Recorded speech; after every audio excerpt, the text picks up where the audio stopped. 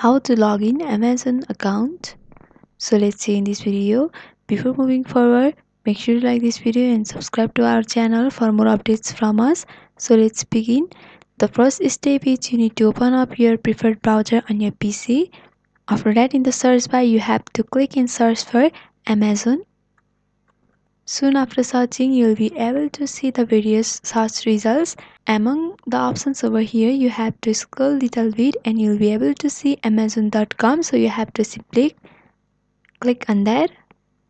Soon after clicking, you'll be opened up to the official web page of Amazon. So in order to sign in, you have to click on Hello Sign In option in the right hand side over here, and a sign in option will be popped up, so you have to simply go for it, and a text box will be available where you have to enter your either email or mobile number. After entering, you have to go for continue. If you need help in logging in, then you can go for need help option, by which you will be helped to recover your account. And if you are new to Amazon, you can create your Amazon account from over here. So by following this simple step, you can log in Amazon account. So hope this video was helpful.